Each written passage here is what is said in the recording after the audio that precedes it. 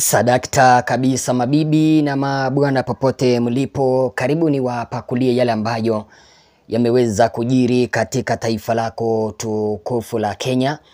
Mimi nafahamika kama Mr. Eagle 8. Ni matumaini yangu kwamba tutasonga mbele pamoja.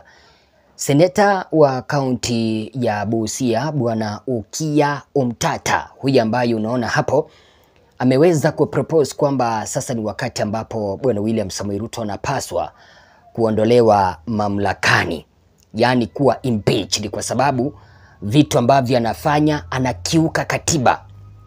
Na nielewa, seneta huyu mtazamaji wangu ni miongoni mwa wale ambao wanawatetea wa Kenya hapa nchini, na niweze kukupea historia kidogo. Seneta huyu ni miongoni mwa wale ambao waliweza kufikisha kesi mahakamani ya kutaka housing levy iweze kutupiliwa mbali, pamoja na ile bajeti ya mwaka 2023 iweze kufanyikiwa ama iweze kufanyiwa marekebisho, kwa sababu there are some of the things ambazo Bwana Okiya Omtata aliweza kusema kwamba mule ndani zingekuja kuwanyanyasa wa Kenya.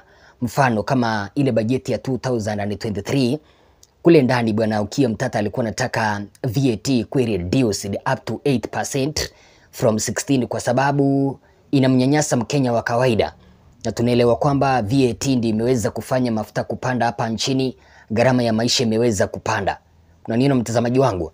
Okiya Omtata vile vile alikuwa anataka housing levy ikuwe scrapped, yani iondolewe kabisa, katika kesi ambayo aliweza kushinda mnamo tarehe 28 Jumanne mwaka 2023 Novemba, ambapo mahakama iliweza kusema kwamba ile kitu ambacho inaitwa housing levy itupiliwe mbali.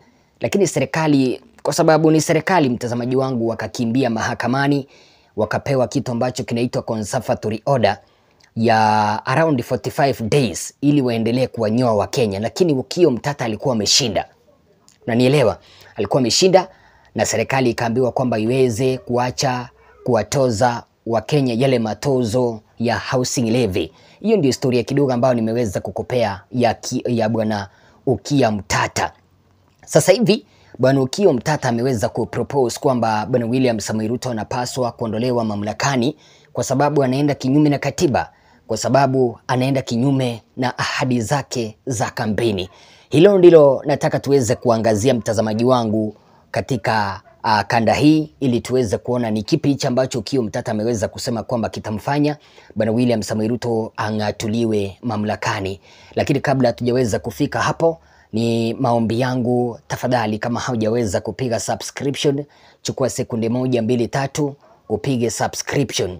Ukishapiga subscription mtazamaji wangu, alafu ukabonyeza kengele, bila shaka utakuwa umejiandikishia nafasi mzuri ya kupokea matukio yetu pindi tu tunapoyapakia hewani. Ukitaka ujumbe huu uweze kuwafikia watu wengi kwamba sasa Bwana William Samoei Ruto anachungulia kung'atuliwa mamlakani, share video hii kuelekea kwa watu wengi, ili tuweze kuhakikisha kwamba inasambazwa.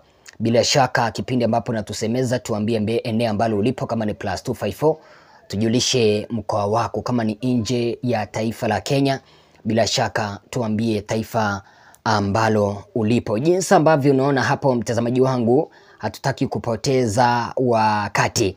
Bwana Okiya Omtata katika habari ambazo zimeweza kutolewa anasema kwamba when Kenyans elected Ruto there was nowhere. He said that the International Monetary Fund and the World Bank will govern Kenya when he gets into office. He promised to govern this country, but he is destroying it. Everything is crumbling in 1 year. It is not acceptable, so he needs to shape up or he might get impeached. Underline impeached.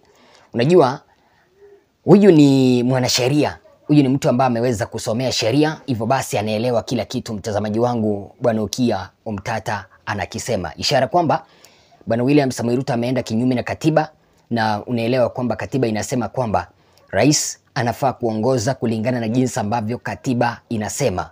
Akienda nje na katiba, bila shaka anafaa kuondolewa mamlakani.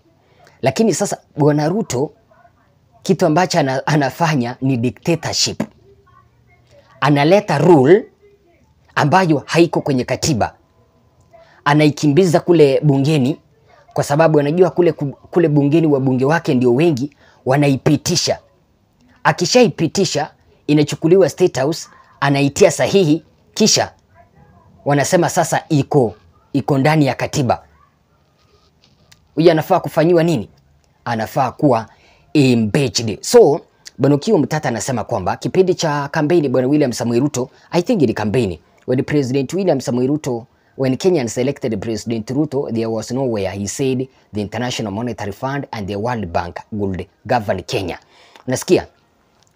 Kipindi ambapo Wakenya waliweza kumchagua Bwana William Samoei Ruto, sijui kama waliweza kumchagua ama aliweza kuiba kura, hakuna mahala ambapo aliweza kuambia kwamba katika serikali yake International Monetary Fund pamoja na World Bank watakuja kuongoza Kenya. Na niona mtazamaji wangu, Okiya Omtata anarejelea nini hapa hivyo? Unajua ametumia mafumbo hapa hivyo, lakini niko hapa kuweza kukufumbulia. Bwana Okiya anasema hivi, kipindi cha kampeni Bwana William Samoei Ruto alisema kwamba hawezi akakopa. International Monetary Fund tunaelewa mtazamaji wangu ni ya kukopa, na World Bank ni ya kukopa, kupeana loans. Kipindi cha kampeni Bwana Ruto alisema kwamba hata kopa. Lakini sasa hivi anafanya nini? Mikopo ni kama yote kutoka International Monetary Fund. World Bank juzi waliweza kutupea 1.8 trillion, making a total of 4 trillion being borrowed in 1 year. Is that not World Bank governing our country? Is that not International Monetary Fund governing our country? Because International Monetary Fund waliweza kutopea around 142.8 billion. Na January next year kuna around 160 billion zinakuja. Kwa sababu mimi nimeshaona hilo chapisho kwenye gazeti.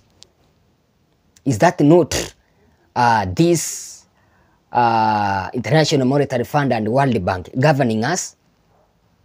Ndicho hicho sasa Bwana Okiya Omtata anasema kwamba hiyo ni kuongoza nje na yale ambayo uliweza kusema. Kwa hivyo Bwana William Samoei Ruto anapaswa kung'olewa mamlakani.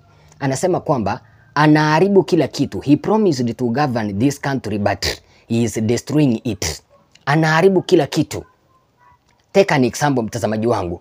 Ameleta taxes ambazo zinawaangamiza Wakenya. Taxes kama sijui ni insurance, healthcare ambayo mahakama iliweza kuzuia, lakini siku ya leo waziri wa afya Susan Nakuminja anasema kwamba lazima Wakenya watolewe insurance healthcare fund 2.75, licha kwamba wiki iliyopita mahakama iliweza kuzuia hilo. Pili, take an example mtazamaji wangu, sasa hivi jinsi ambavyo tunaongea kitu ambacho kinaitwa serikali, tunaelewa kwamba siku ya Jumamosi serikali yani siku ya Jumanne serikali iliweza kuzuiliwa wasije wakawatoza Wakenya yale matozo ya housing levy.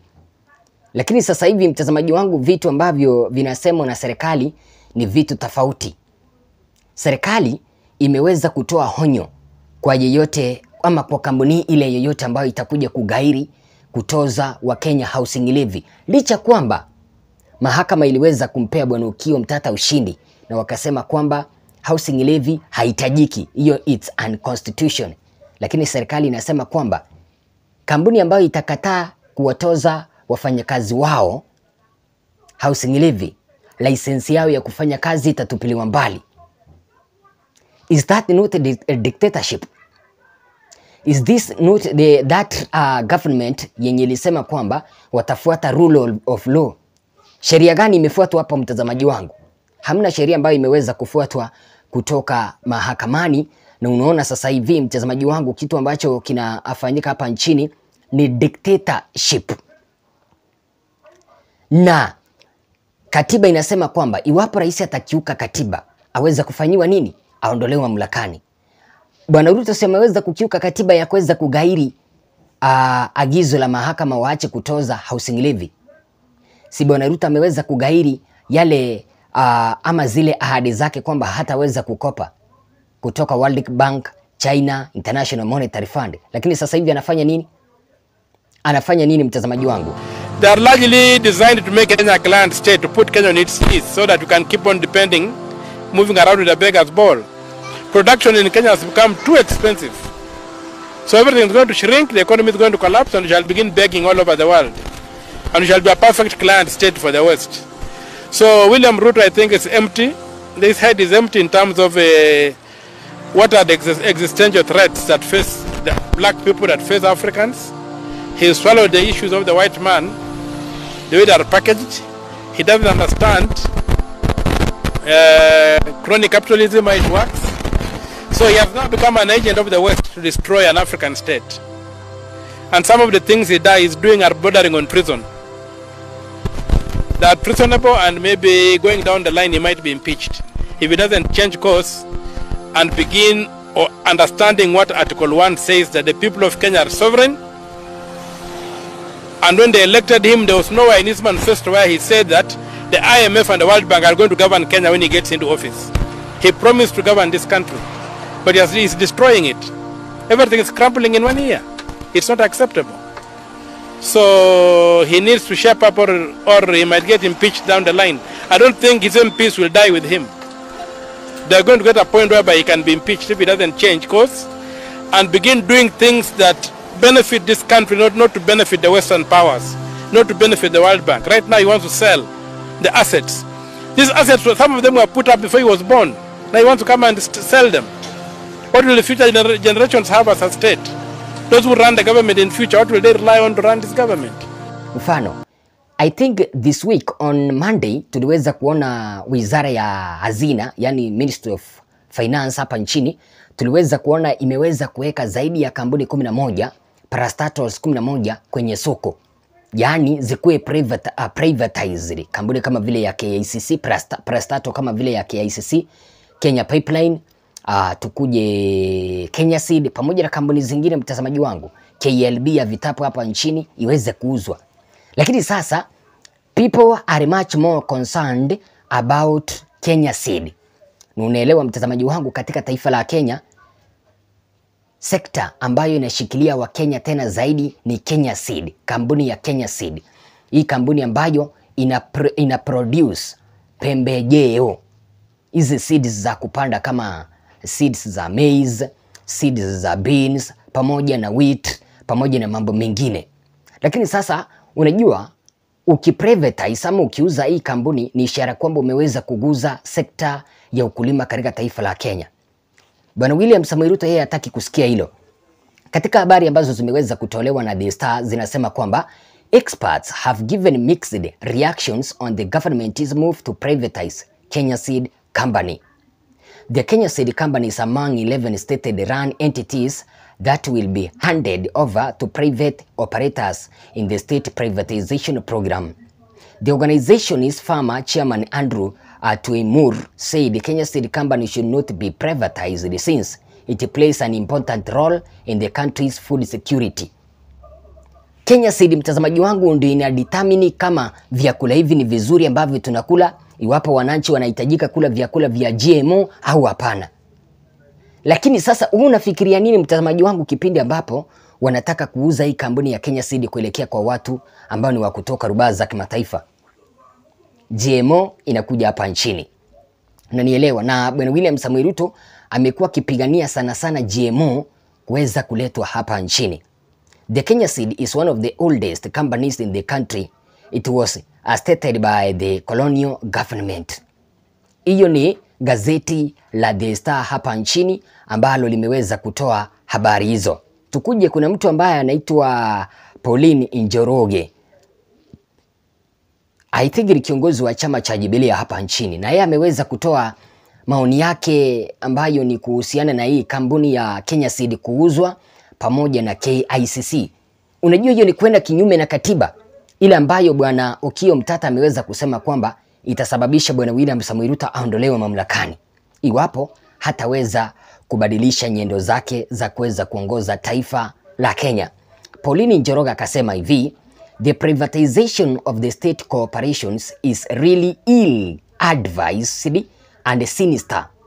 Many Kenyans are concerned about the sale of KICC because that is an outrage move, but there are other institutions that we should be concerned about.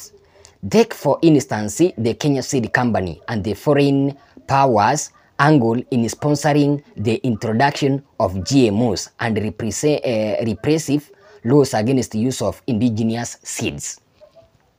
Ni nini ambacho nimekuambia mtazamaji wangu? Iwapo hii kampuni ya Kenya Seed itauzwa, na bila shaka itauziwa either Bill Gates. Si Bill Gates alikuja hapa nchini, alisema anataka kuwekeza katika taifa la Kenya. Wewe hauwezi ukaelewa. Na Bill Gates mtazamaji wangu ni guru ambaye aliweza kuanzisha vyakula vya GMO. Na tunaelewa kwamba Kenya Seed ndio kampuni ambayo inadetermine kwamba vyakula hivi vinapaswa kuliwa na Wakenya ama vinapaswa kutupiliwa mbali. So Bill Gates ndiye atanunua hii. I'm very sure. Hiyo ni kitu ambacho nimeweza kupredict. Si alikuja hapa nchini akasema kwamba nataka kuwekeza katika taifa la Kenya. The Kenya Seed Company has a lot of other assets like land that will be sold together with it.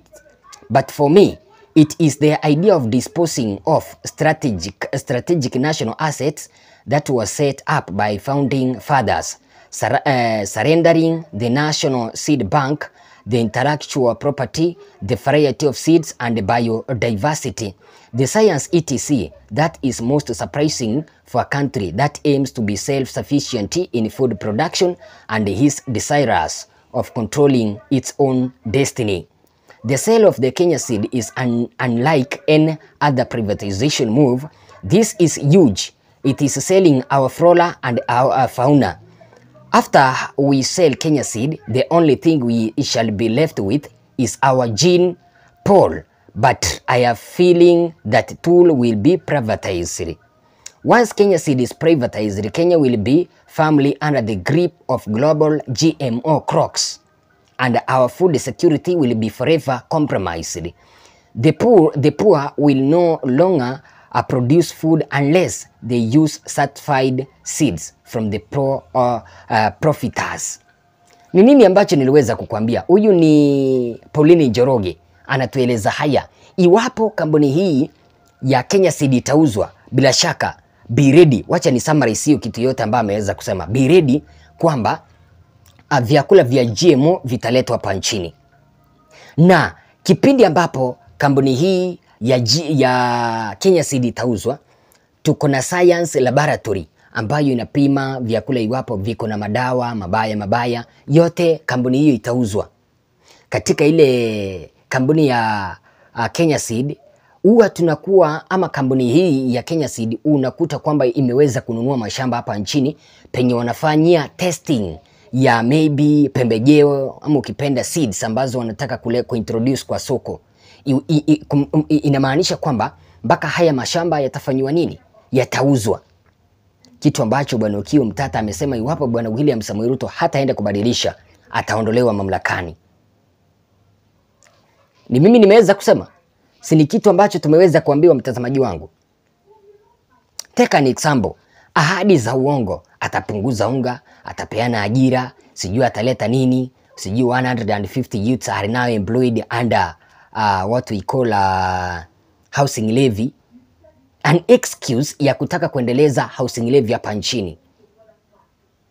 Mtazamaji wangu, do you support this move by Busia Senator bwana Okiya Mtata, ambapo ameweza kutuambia kwamba iwapo bwana William Samoei Ruto hataenda kubadilisha nyendo zake, ataface what we call impeachment? Do you support that one?